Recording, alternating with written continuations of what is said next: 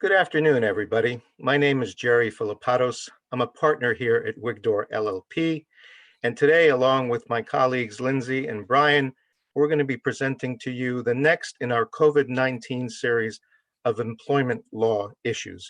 Today's live stream is going to deal with whistleblower protections and retaliation in the workplace in the context of COVID-19.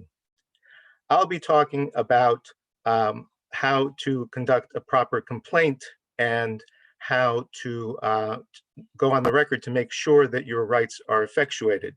And I'm going to turn it over to my colleagues so they can fully introduce themselves and tell you what they'll be talking about. Before I do so, let me just say from everyone at Wigdor LLP, we hope that today's live stream finds you in as good a circumstance as possible under these difficult conditions, and that you and your family are healthy and safe. Lindsay? Hello, everybody. My name is Lindsay Goldbrum, and I'm an associate at Wigdor. I'm going to be talking today about the relevant New York labor law provisions that apply in the wake of COVID-19, as well as the False Claims Act. Brian? Good afternoon, everyone. My name is Brian Arbite. I'm a senior associate at the firm. Today, I'll be discussing the New Jersey whistleblower law, as well as a couple federal laws that provide protections to workers' rights and also safety. All right, Jay, back to you. Thanks, Brian. So before I launch into my topic, let me just tell you a little bit about Wigdor LLP. We are an employment litigation firm that exclusively represents individuals in the workplace. We represent all types of individuals, from professional athletes to doctors, lawyers, mid-level managers, factory workers, ambulance drivers, nurses, very relevant to today's context, and we represent them in all types of employment disputes. Most of our cases deal with discrimination, harassment, retaliation, whistleblower claims. We also deal with contract claims. We deal with employee benefits, executive compensation claims, any type of dispute in the workplace that an individual has with his or her employer, we deal with at Wigdor LLP. And lastly, we're a pure contingency firm, which means that we represent individuals on a contingency basis, and you only pay us a legal fee if, in fact, we achieve a recovery for you. So I'm going to be talking about how to appropriately go on the record and make a claim. And in sort of a general context, but also focusing on this COVID-19 environment that we're dealing with, which is very, very challenging for everyone concerned, and especially for workers. I mean, we're seeing a lot of cases that are related to COVID-19 circumstances. Let me tell you a little bit about how to appropriately file a complaint. The number one thing that you have to do is make sure that the complaint that you're filing has the appropriate content, is styled in the right way, and goes to the correct person. Now, in order to understand what appropriate content means, let's step back a little bit and talk about what it is that you're filing a complaint for. You're filing a complaint to protect your legal rights. Now, you're an employee at will in most jurisdictions in this country, unless you have an employment contract, which typically you don't. Even if you have an offer letter, that usually doesn't mean that you have an employment contract, or if you're a member of a union. If you're not in one of those two subsets, and then you're an employee at will, which means that really you don't have any general rights for employment in the workplace. The only right that you have in an employment at will relationship is that you are to be paid for the time that you work. And also your employer may impose rules on you on how to conduct yourself in the workplace. There is no right to continued employment. There is no right to any particular type of environment, a pleasant environment in the workplace in general. Within that context, though, there are laws that protect you as an employee. Those laws have to do with your membership in a protected category or class, or have to do, especially relevant in today's context, have to do with you exercising some important whistleblower right, usually regarding some kind of very relevant issue regarding more than one individual, public safety, for example. So if you're in one of those protected categories or classes, some immutable characteristic or whistleblower activity, and then something detrimental happens to you because of your membership in that class, that is an unlawful discrimination, act of unlawful discrimination or violation by your employer, and you are protected regarding that under the law. So it's important that you recognize what your rights are. Typically in most workplaces, in a break room or a lunchroom, there's a poster or a series of posters that talk to you about what your rights are as an employee. And it's important to understand those so you can correctly contextualize your complaint. Because if you just complain about something that just bothers you in the workplace, but it doesn't have to do with your protected category or activity, well, then you may not be protected on the other side of the law with respect to retaliation, which we'll be talking about. So the proper complaint has to do with some unlawful activity that you believe your employer is engaging in against you, and therefore you are going on record to complain about that. Now, what form should that take? Well, it should be in writing. The reason it should be in writing is because we often say in litigation, it's not always the truth, it's the proof. In litigation, and you have, as the plaintiff, the employee bringing a claim against your employer, you have the burden of proof, which means you have to demonstrate that you actually complained to someone about something that is unlawful. So in order to do that, usually you have to do that in writing. So the complaint has to be in writing. Now, how should the complaint be styled? Well, obviously, because you're going on the record and creating evidence, hopefully to benefit your claim, that complaint reflects upon you. So you need to make sure that you're making that complaint in an appropriate fashion, that you're professional, that you're not threatening, that you don't include vulgar language or anything like that. The complaint has to be businesslike and has to be specific.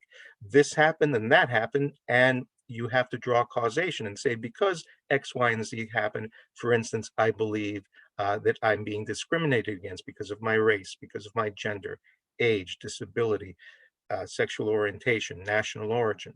I'm being harassed because of my race or because of my gender. Those are all legally cognizable claims. They are regarding unlawful conduct as the law understands them in the workplace. So you make that complaint in writing, and you make it in an appropriate manner, in a business-like manner. And to whom do you address the complaint? Well, the complaint typically should be addressed to the person who has authority and who also is objective to the extent possible to evaluate your complaint. Now, most workplaces have an employee handbook that details what process you should follow to make a complaint. In fact, in New York City, it's required by law that there be an employee handbook. So you look at your employee handbook, see who the person is or the department is, typically human resources, where you make the complaint, and then you make it. If there's no one or you're not certain, then obviously go to someone who has authority and who also can be as objective as possible and maybe perhaps even as sympathetic as possible to your complaint. Now, having made the complaint in writing to the correct person and included in there everything that you need to include in there, that you need to, there's issues about what happens after you make that complaint. You have to make sure that there's some process that occurs, that there's some result from the complaint. If the complaint is ignored, then you have to make sure that someone acts on it. This is also a good time to remember that you probably, if you're at the point when you're making a complaint in the workplace, you probably should be seeking the advice of an experienced employment lawyer, because today we're not giving you legal advice. We are giving you general legal information that pertains to relevant issues in the COVID-19 pandemic environment. In order to give you legal advice, we would actually have to be retained, or we would have to at least talk to you, or any attorney would have to talk to you and really understand the facts and circumstances of your case to give you specific advice. So it's important, after you get a general knowledge of what your rights are. If you think there's an issue that your rights are being violated, that you speak to an employment attorney to really understand what to do. Um, I should also say that you can ask questions live on social media or by emailing us at contact@wigdorlaw.com. And we're ready to take questions from you at any time. So you've now made the complaint. It's in proper form. You found the person to make it to. Something happens because of that complaint. Typically, some kind of investigation. In fact, in most circumstances, especially harassment circumstances or circumstances where you're claiming a hostile work environment, your employer is required to undertake an investigation. And if they don't, that in and of itself may be a basis for liability. So in the investigation, questions arise as to whether you should participate in that investigation that's being conducted by the employer regarding your complaint. So what's the answer to that question? Well, I'm going to give you a bit of a lawyerly answer, not just because I'm a lawyer, because it is what it is. It depends. It depends on the circumstances of the investigation, which again gets us back to the fact that you should be speaking to an employment attorney, especially if the situation has escalated to the point where you've complained formally and there's an investigation ongoing by your employer.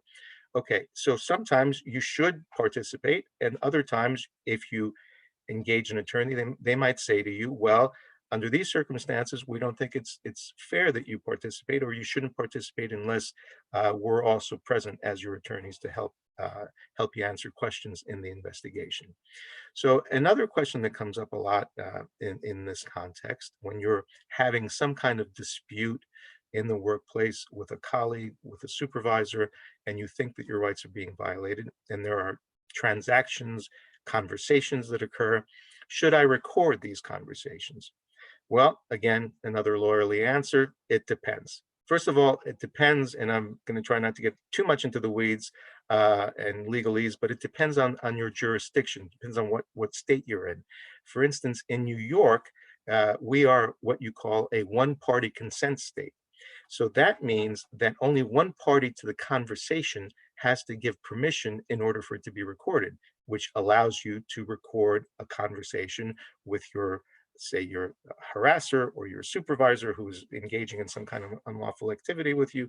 It allows you to record that conversation surreptitiously, secretly. In Connecticut, it's what you call a mutual consent state. There, in order to lawfully record someone, everyone in the conversation has to know that the recording is occurring. Therefore, you can't engage in secret recordings, right? And also in all jurisdictions, you can't engage in eavesdropping. Eavesdropping is when you're not a party to a conversation, it's happening next to you, let's say, and then you record that conversation secretly. That's not allowed anywhere. Okay, so it depends on whether you record the conversation. And I'll tell you, in my experience, and I've been doing this for 30 years, um, often, and that's why you also should get legal advice, especially if you're embroiled in a situation where you think you might need to record something, it, you don't get what you think you're going to get in a recording, right? And you might think that I'm going to have this conversation with HR and they're going to say certain things to me, and I'm going to allege that I feel discriminated against. And it may be that the conversation doesn't go exactly the way that you want it. And then what happens? Well, you still have evidence.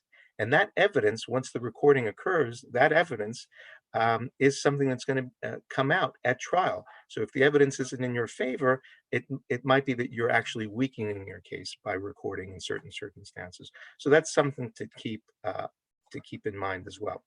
So now we've gone through all those issues, and you might say to yourself, well, what is the purpose of going on the record if I've already been established that I've been treated unlawfully, discriminatorily, because I've engaged in whistleblower protections?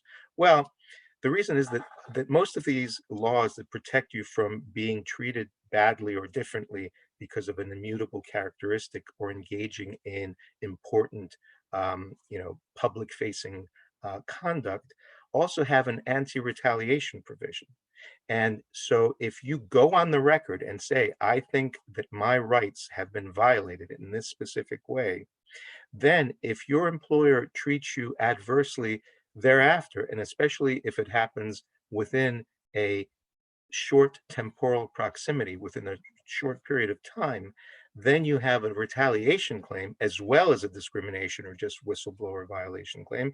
And that means that you are protected in the same way as you would be of just being the victim of discrimination, full panoply of remedies and damages. So it's a double protection. So that's why it's really important to go on record and go on record in the appropriate fashion so that you can fully effectuate your rights in the workplace, especially in this environment where we're seeing a lot of cases that are especially what we call pretext cases. Doug Wigdor, who founded this firm in 2003 during the last big recession, and I hope we're not going into another recession, but I think most economists say that we are. Um, Coined the term recessionary discrimination.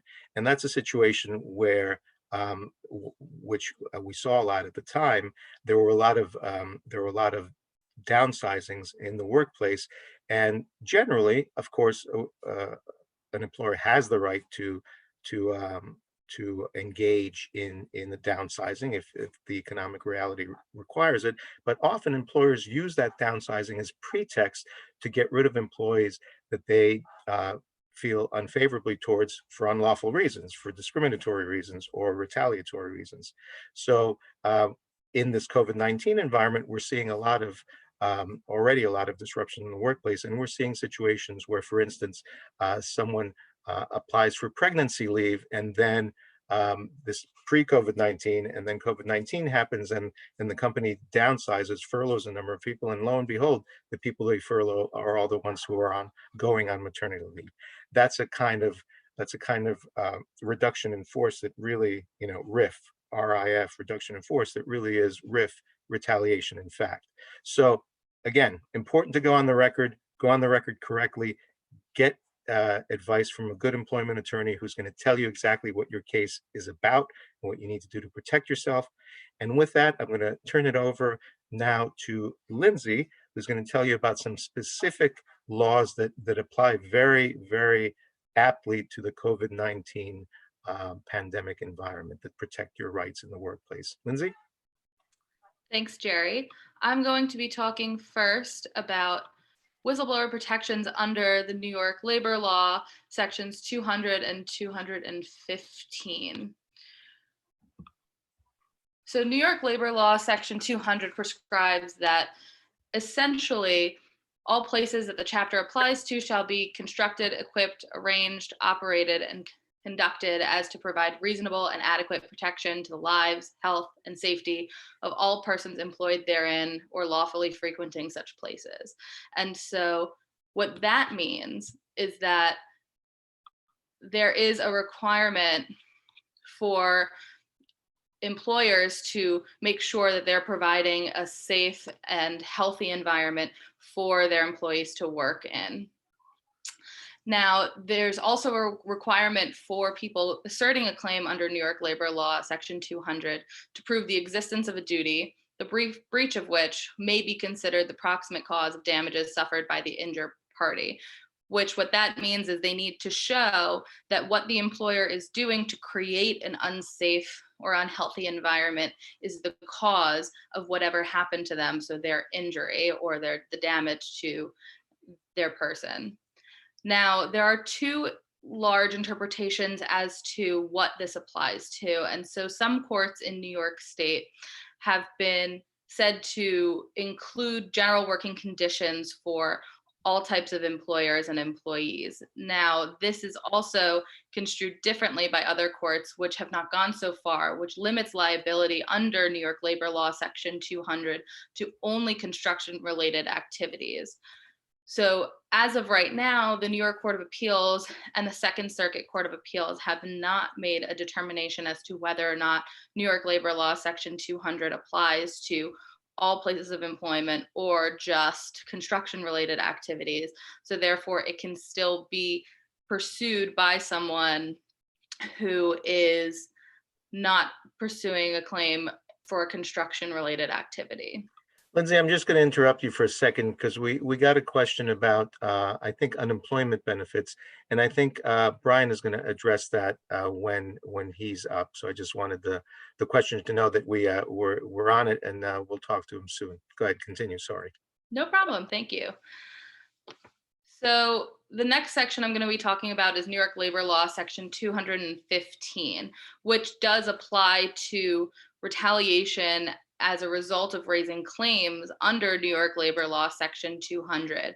And so essentially what New York Labor Law 215 states is that you can't discharge, threaten, penalize, or in any other manner discriminate or retaliate against an employee because they made a complaint under Section 200, or they made a complaint to their employer, to the commissioner, or an authorized representative, the attorney general, or any other reason, or any other person that the employer has engaged in conduct that the employee reasonably believes is a violation of New York Labor Law Section 200. It also applies to other provisions of New York labor law, but for this purpose, we're just talking about New York Labor Law Section 200. In order to prevail in a claim under New York Labor Law Section 215, a person must also demonstrate that while employed by the defendant, so the employer in this case, they made a complaint about the employer's violation of the law. And as a result, they were terminated or otherwise penalized, discriminated against, or subjected to an adverse employment action. So whether that be a reduction in salary, a demotion, given, different work hours, these are all types of retaliation that somebody could face, and they would be protected under New York Labor Law Section 215. So there are a number of examples in the news that have popped up that have potential implications under New York Labor Law Sections 200 and 215. Now, these are under the broad construction and interpretation of the law that allows for it to extend to all employers. And so if the courts down the line determine that it only applies to construction-related activities, then it would not apply to these scenarios. But given the broad interpretation of the statute, there are two examples that I have provided on the screen that could be violations of New York Labor Law Section 200 and 215. So one of which I'm sure a lot of you have seen in the news, there's an Amazon employee named Chris Smalls who has been terminated because of the fact that he was protesting the safety conditions in an Amazon warehouse in Staten Island. So there has been some outrage and response, and New York State Attorney General Letitia James has come out in support of the employee in order to say that they are considering all legal options. Now, this could be seen, if we are to take the broad interpretation of Section 200, as a report of unsafe working conditions, and they are then terminated as a result, which would be a violation of Section 215.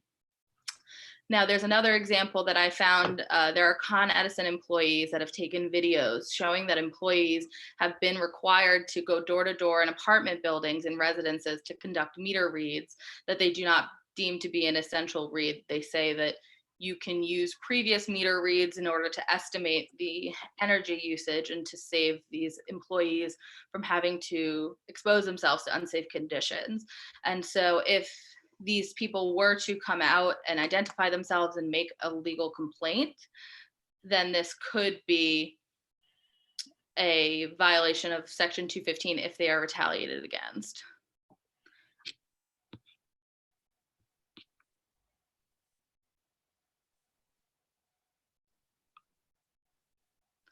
I see we have a question coming in that the individual works at a golf club and their job is to bring out golf bags when members come to play and clean and return them when they're done, and they're not being provided any protective equipment.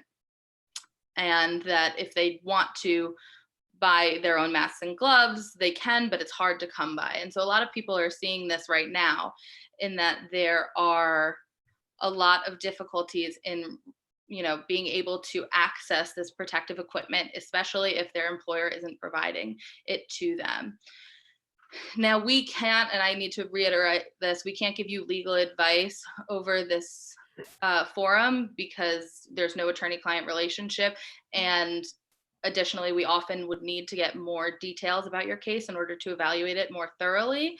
But this is one of the things that I think could be construed as a violation under the New York labor law if you're being unnecessarily exposed to a dangerous and hazardous condition. And so if there are no safeguards that are meant to protect from the COVID-19, then it could potentially be a dangerous or hazardous work environment. And so I think it would be wise to maybe seek counsel in order to, make sure you're properly addressing your complaints. And I think Brian has something to add to this as well. Yeah, I was just going to say that in addition to the provisions that Lindsay was talking about, the New York labor law also has protections for reimbursement of business expenses. So if you are being required to purchase your own equipment or supplies for work, you may have a legal entitlement to receive reimbursement from the employer, or the employer is obligated to pay for those for that equipment. So there may also be an unlawful deduction claim, but again, a lot of it's fact specific. So we invite you to reach out to the firm if you do have any specific questions. And then let me just say one word, which is that in a general context, if you do believe that you are in an unsafe work environment, and you believe that there may be a violation of the law, you should seek legal advice, and probably you should go on the record to make sure that your employer knows of your concerns, because as Lindsay was saying, in the New York labor law context, once you make that complaint, you are protected from being retaliated against, as we were talking about before. Lindsay? Thank you very much. So now I'm going to move on to another provision under the New York labor law, which are sections 740 and 741. New York labor law 740 prohibits employers from taking retaliatory actions against a whistleblower who discloses or threatens to disclose a violation of a law, rule, or regulation which creates a substantial and specific danger to the public health or safety, or which constitutes healthcare fraud. It's also related to giving information relating to those things and objecting to or refusing to participate in activities that violate a law, rule, or regulation. And in order to state a claim under New York labor law section 740, an employee needs to demonstrate that they were retaliated against, which has been defined as the discharge, suspension, or demotion of an employee or another adverse employment action, which we discussed before, that's been taken against an employee in the terms and conditions of employment. And so another law was passed in section 741, which prohibits healthcare employers specifically from penalizing employees because of complaints of certain employer violations, which states that they can't take retaliatory actions against an employee who discloses or threatens to disclose to a supervisor or public body an activity, policy, or practice of the employer or an agent of the employee, which they believe in good faith reasonably constitutes improper quality of patient care, or they object or refuse to participate in an activity, policy, or practice of the employer that they reasonably believe constitutes improper quality of patient care. So this is seen much more often given to this context because healthcare professionals are now at a more frequent rate reporting unsafe or unsanitary hospital facilities. And it's often seen in the context of being provided inadequate medical supplies and insufficient protective gear, especially with the shortages of things like the N95 masks. And we're now seeing healthcare professionals being terminated for reporting unsafe working conditions, which in turn would endanger patients. Recently, a federal lawsuit was filed by nurses at Montefiore Hospital due to the practice of requiring nurses to treat COVID-19 patients without the proper N95 masks, and they would have to use them for multiple days seeing patients. Now, this creates a lot of danger, not only to the nurses and to doctors, but also to the patients that they're seeing, because these people are treating patients that maybe don't have COVID-19 or they're cross-contaminating and exposing people to more dangers. The lawsuit alleges that the healthcare workers are being forced to treat sick patients with inadequate equipment, frequently in rooms that were not properly converted to handle a COVID-19 patient. And so you see the danger there, because these nurses and doctors are feeling like they can come and speak out against these inadequate protections, and yet they're being terminated as a result. And so they would be protected under the New York labor law 740 and 741. Tossing it over to Brian. Okay. First, there was an earlier question about payments stopping after 1 week. It's not clear whether that's referring to unemployment insurance or whether it is dealing with some type of adverse action. So in order to answer that question, we need a little bit more information. And feel free, we can put more information in here or just contact the firm and we can go a little bit more into detail as to what the issue is. And Brian, before you continue, let me just interject that we're streaming live on YouTube and on Twitter and on Facebook, and we really would welcome your questions in any of those forums. We're here to answer your questions, again, in a general sense, but we welcome those questions. Brian, continue. All right, I'm going to be talking about the New Jersey Conscientious Employee Protection Act. Just pop up on the screen there. Good. You guys see the presentation? I think you have to make it full screen. All right. So this is a New Jersey law, a very expansive New Jersey law that the purpose is to protect employees from retaliation when that employee engages in conduct that was aimed at addressing an employer activity that the employee reasonably believed violated the law. Again, CEPA applies to all employees who work for public and private employers in New Jersey. And this includes non-residents who work in New Jersey, as well as some employees who may work outside the state but have significant relationships to a New Jersey employer. And an example of this is remote workers. The law covers only employees, but it may also protect independent contractors who are misclassified as an employee or as an independent contractor and really are functioning as an employee.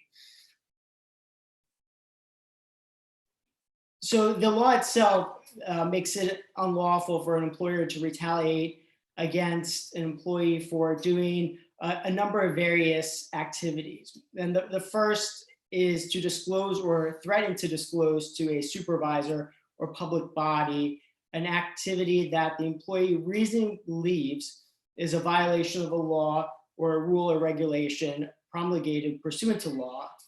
And that is, I highlighted reasonably believes because it doesn't have to be an actual violation under the law for CEPA. Unlike the New York labor law 740, 741 claim, that does have to be an actual violation. So as long as the employee reasonably believes that the conduct they're complaining about is unlawful, it is protected. It also extends to fraudulent or criminal activity. The CEPA protects.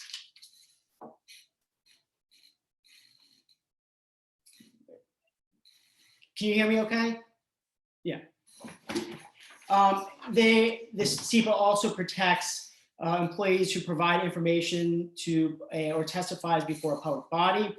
And one of the most commonly used provisions, C, it also protects employees who object to or refuse to participate in activity the employee reasonably believes violates the law. So simply saying, I think this is wrong, I am not going to engage in this activity because I believe it's unlawful, that's protected. And within the confines in A and C, the unlawful activity also extends to a licensed or certified healthcare professional who reasonably believes that the conduct they're complaining about constitutes an improper quality of patient care. And this is significant because it extends to sort of professional ethic rules that may not be a specific law, but if a healthcare worker believes that what they're doing is not fulfilling their medical duties, that is also covered by the New Jersey law. Under the CEPA, an employee can bring a claim in court, and the employee has the full array of damages that they can recover. So this is part of one of the reasons why the law is so expansive, is not only the employee has a cause of action in court that they can sue immediately, but there's a wide range of damages, including punitive damages, reasonable attorney's fees. So this is a very powerful statute for New Jersey workers who complain about unlawful activity. And so now we're gonna go to some federal laws. Lindsay's gonna cover the first one, unless there's any outstanding questions. I don't think we have any questions yet, but again, I encourage everyone to chime in. Lindsay, take it away. Okay, so the next portion I'm going to be discussing are whistleblower protections under the False Claims Act, which, as Brian said, is a federal statute. So the False Claims Act essentially allows individuals to sue corporations on behalf of the United States by providing all of the evidence in their possession to the United States Department of Justice. The False Claims Act is litigated qui tam, which essentially allows the whistleblower to bring the information about the unlawful activity to the government, and the government will take over and litigate the claims themselves. Now, the whistleblowers do still get a portion of the government's recovery, which is usually approximately 15 to 30% of the recovery. The False Claims Act also imposes liability on anyone who knowingly presents or causes to be presented a false or fraudulent claim for payment or approval, or knowingly makes, uses, or causes to be made or used a false record or statement material to a false or fraudulent claim, or knowingly makes, uses, or causes to be made or used a false record or statement material to an obligation to pay or transmit money or property to the government, or knowingly conceals or knowingly improperly avoids or decreases an obligation to pay or transmit money or property to the government. So FCA retaliation. So the False Claims Act also has a robust anti-retaliation provision. So what that means is that an employee or someone else who decides to come forward to the government, the DOJ, with these claims of false misrepresentations, that the employer can't then discharge, demote, suspend, threaten, harass, or any other way discriminate against the employee or the terms and conditions of their employment because of the fact that they came forward in order to bring an action under the False Claims Act. So practically, how does this apply in the wake of COVID-19? You're seeing a large influx of funds from the government as a result in the form of aid to different businesses. So the CARES Act is set to contribute trillions of dollars worth of loans and loan guarantee programs in the economy during this pandemic. So part of this aid has come in the form of the Paycheck Protection Program, which provides aid to small businesses in order to maintain their payroll, hire back employees who may have been laid off, and cover their applicable overhead. And the proceeds must be used to cover payroll costs, most mortgage interest, rent, utility costs over an 8-week period after the loan is made, and employee and compensation levels must be maintained. Now, if an employer is making a false representation while applying for these loans, or in the compliance of the loans makes a false representation about their usage of the funds, if an employee complains about that to the federal government, they'd be covered under the False Claims Act retaliation provision. And so they can bring these claims to the DOJ to litigate, and they'd be protected under the anti-retaliation provision. There's also the employee retention credit, which allows employers that suffer an economic hardship due to COVID-19 to receive an incentive to keep employees on the payroll, with various requirements attached through that as well. So again, if employers are making false representations in order to obtain the funds or make false representations in their compliance methods with the funds, the employees are able to make these False Claims Act reports to the government and be protected from retaliation. So there can be countless liabilities that stem from violations of many of the requirements of the CARES Act. Now, there's also protections from healthcare fraud under the False Claims Act. And so some common types of healthcare fraud include billing for services that weren't rendered, upcoding, performing medically unnecessary services, misrepresenting treatments not covered by insurance as covered treatments, falsifying patients' diagnoses and medical records to justify tests, surgeries, or other procedures that aren't medically necessary, and unbundling or billing for each step of a procedure as if they're separate procedures. And so if an employee brings a claim about a hospital or another medical a medical provider doing any of these things that are listed here, and they are then retaliated against as a result, they'd be protected under the False Claims Act. I think Brian is going to talk to you about some other federal statutes that protect you against these types of actions. Thank you, Lindsay. So I will be moving on to a couple federal laws that are remedied through the administrative process. Just going to pull up the PowerPoint. So the first law is the Occupational Safety and Health Administration. That's responsible for administering the Occupational Safety and Health Act of 1970. And so the purpose of that law is to ensure the safety and health of workers by setting workplace standards and also providing training, education, and assistance to employees to make sure employees are safe. The OSHA Act covers most private sector employers and their workers in addition to some public sector workers. It does not include state and local governments, though. The OSHA on April 13th issued what is Interim Enforcement Response Plan to the Coronavirus Disease 2019. And that was guidance for OSHA internally, as well as the public on the enforcement of OSHA complaints. And in the guidance, it notes that sort of the common complaints that they received were concerning the lack of personal protective equipment, such as respirators, gloves, and gowns, and also about a lack of training on the appropriate standards about COVID illness in the workplace.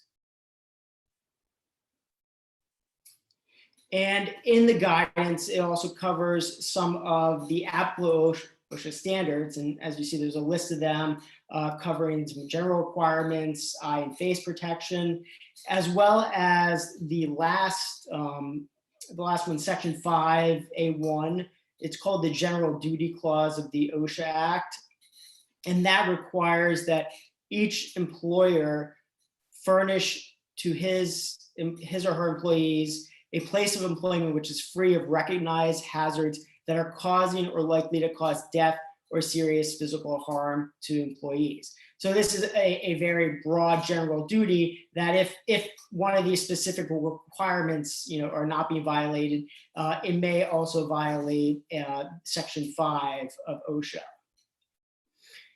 So OSHA also provides whistleblower protections.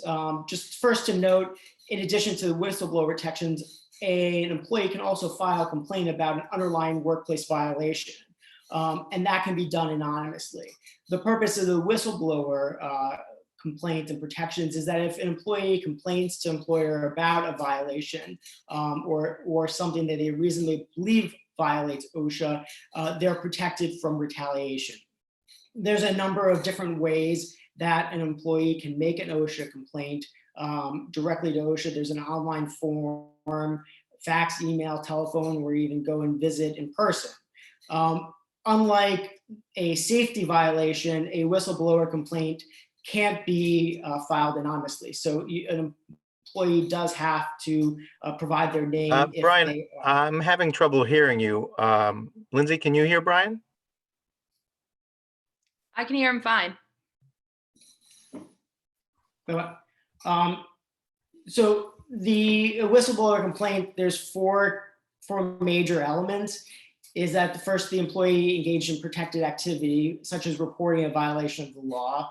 The employer knew about or suspected that the employee engaged in the protected activity. The employer took an adverse action against the employee, and the employee's protected activity motivated or contributed to the employer's adverse action. Unlike some other statutes, a complaint under OSHA must be filed within 30 days of the adverse action. So if an employee is demoted in response to a complaint, then that employee has 30 days to file a complaint. Again, this complaint can only be filed directly with OSHA. You can't bring this to court. And there's certain procedures within the agency as to resolving a whistleblower complaint. If they can't reach a voluntary settlement, the Federal Labor Department can bring an action against the employee. And in the action, they can recover what is basically make whole relief to try to put the employee back in a position that they would have been had they not been retaliated, which includes reinstatement and back pay, as well as some punitive damages up to $250,000.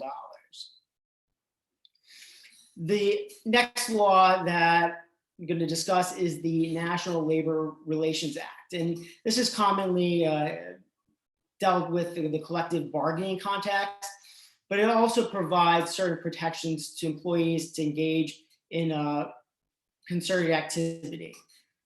First, the purpose of the NLRA is basically to protect employees and collective bargaining rights, as well as the general welfare of the workplace. Most employees in the private sector are covered by the NLRA.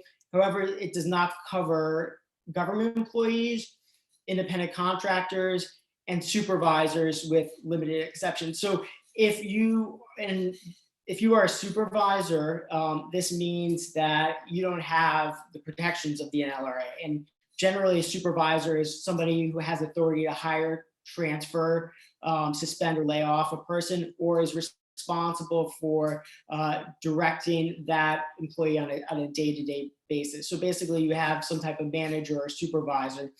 They are not covered by the Act. So it's important that if you have question as to whether you are covered by the NLRA, you can reach out to an employment attorney, and we can sort of discuss what your responsibilities are. As to the NLRA, there's two provisions that are applicable. First, the Section 7 rights provides that an employee has the right to engage in concerted activities for the purpose of collective bargaining or other mutual aid and protection. So that's been interpreted as basically providing that employees have the right to improve their terms and conditions of employment. Also, there is no union requirement. So you don't have to be part of a union. Your employer doesn't have to be unionized in order to have Section 7 rights. If you are engaging in conduct to improve the terms and conditions of employment on behalf of yourself and other employees, you are protected as well. And then Section 8 essentially makes it unlawful to restrain, coerce, or interfere with the rights in Section 7. So it prohibits discharge and other adverse actions against employees who engage in concerted activity.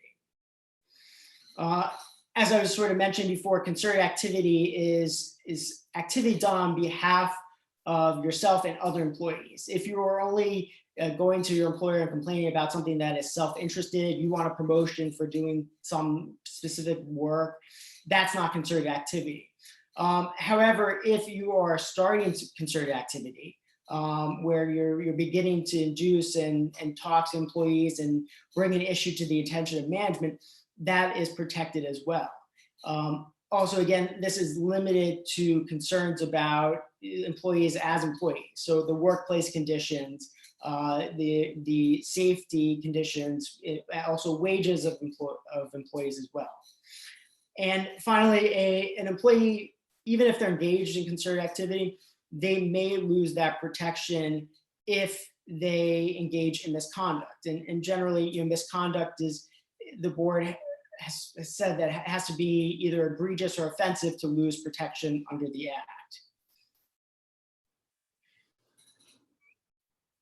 So the next slide talks about some of the communications to third parties. Essentially, you've seen in the news, people going and having interviews about workplace conditions, have complained on Facebook or other social media. And generally under the NLRA, if you are covered by, you're a covered employee, you have a right to engage in this type of concerted activity.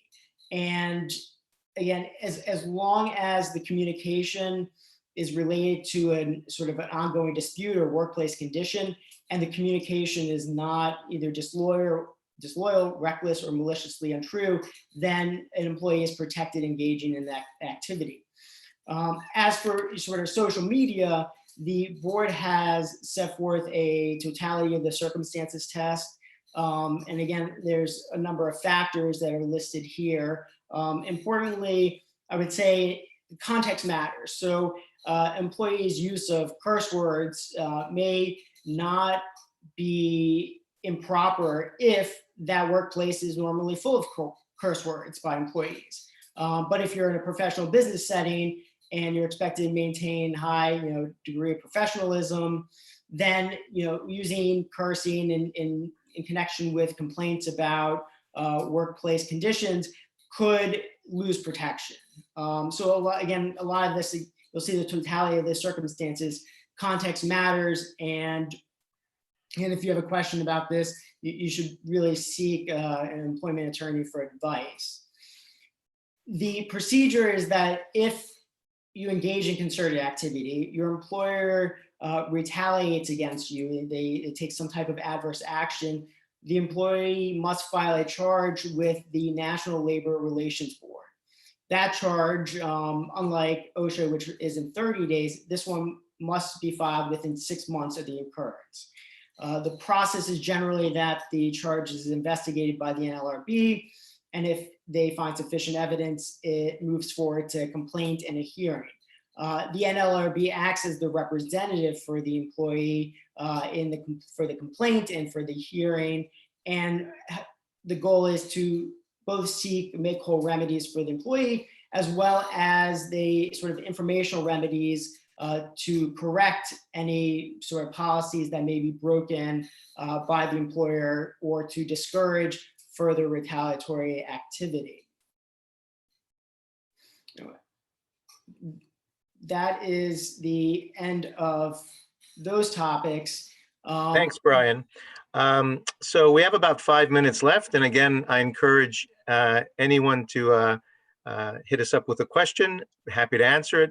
But, I've been thinking as we've all been presenting, whether we could discuss a hypothetical that maybe brings together a lot of the issues we've discussed and kind of drives home the point that it's important to seek legal advice when you find yourself in a situation in the workplace where you have some belief, that a good faith belief that your rights are being violated. We have a question here. Let me just look at it very quickly. This is a question that Brian touched upon in his OSHA presentation. It's a very specific question, and I would encourage the viewer to contact us after the live stream with a specific question that we can perhaps answer for him.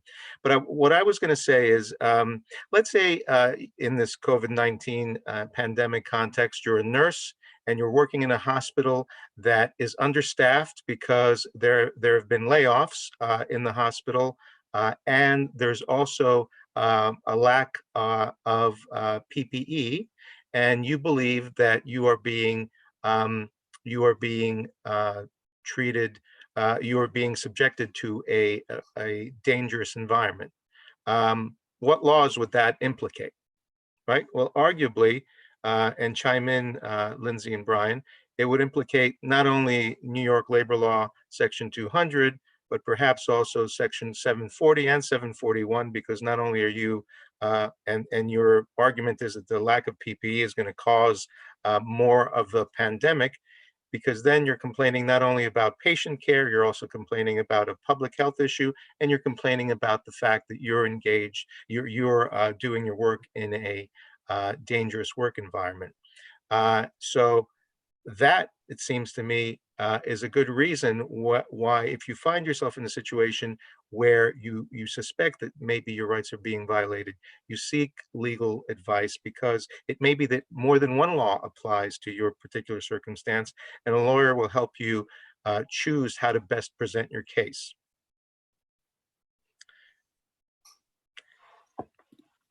Do you guys agree? Lindsay, Brian? Yes. Again, a lot of these are very fact specific. So there may go into detail as to what protections you may have and the additional questions. And we can also, provide advice as to, if we do want to retain as a client, how to proceed with moving forward with a complaint to ensure that you are protected.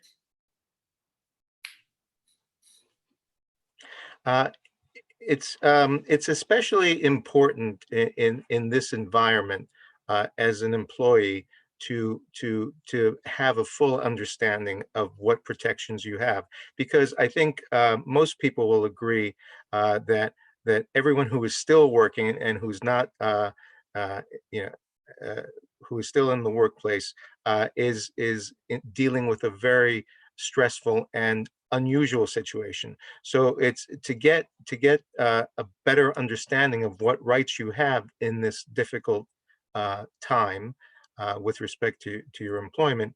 It's essential to educate yourself and empower yourself with knowledge, so that you can make sure that you are not your rights are not being violated in the workplace. And also add, the laws that we covered today may not be the only laws that provide protection. The New York City state and human rights law may provide protections for both reasonable accommodations and public accommodations in the workplace. So, that's why it's important to, again, reach out to an employment attorney if you feel that you have an unsafe work environment and want to seek protection or believe you've been retaliated for making a request, because there's multiple laws that provide protection. And again, every fact is specific, and even if you don't think your what happened to you or the activity you engaged in is unlawful, sometimes it's better to speak to an employment attorney who has knowledge of the area and can provide specific advice and determine whether or not a law may protect you from either retaliation or may require the employer to provide the reasonable accommodation that you are requesting. I think there may be a question. I don't know, Jerry, if yeah, I'm looking at it. I mean, I think it's a specific question about I think a bill that is in the New Jersey legislature, if I'm not mistaken. And again, it's the kind of question. It generally has to do with whether you're required to wear a mask in the workplace, or if you are, what that implicates. And it's the kind of question that we'd have to answer more specifically. I would say, generally, I think we're in for some creative solutions as different states open up and start to allow workers back into the workplace, in terms of how we're going to engage in work safely, and also get done what we need to get done. So in that regard as well, it's important to understand what your rights and your obligations are as an employee in the workplace.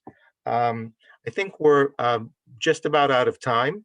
I want to thank everyone for participating today and viewing our presentation.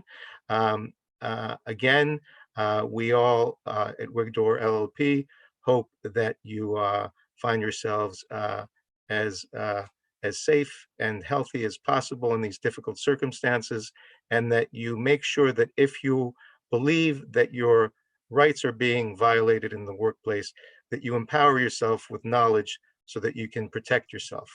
All right?